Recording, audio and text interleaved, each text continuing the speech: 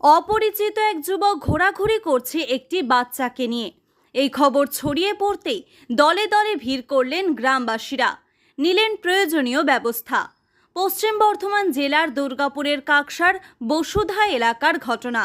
শুক্রবার সকালে বসুধা এলাকার বাসিন্দারা দেখতে পান এক অজ্ঞাত পরিচয় যুবক একটি বাচ্চাকে নিয়ে ঘোরাঘুরি করছে। সঙ্গে আরও 2 যুবক রয়েছে। ছেলে ধরার সন্দেহে তাদের একটি ঘরে আটকে রাখেন তারা। খবর দেওয়া হয় কাকসা থানায়। পুলিশ এসে বাচ্চা সহ 3 যুবককে উদ্ধার করে থানায় নিয়ে যায়। তাদের জেরা করে আসল ঘটনা জানার চেষ্টা করছে পুলিশ। তবে এক যুবকের দাবি, নিজের সন্তানকে নিয়ে ইলামবাজার থেকে 11 মাইলে ডাক্তার দেখাতে নিয়ে এসেছে। কোথায় বাড়ি তোমাদের? কোথায় বাড়ি?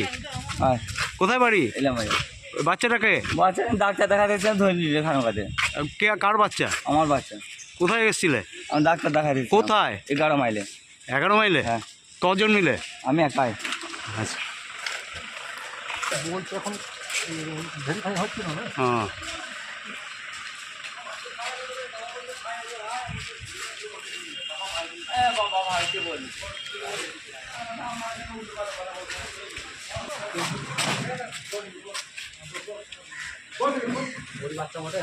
না।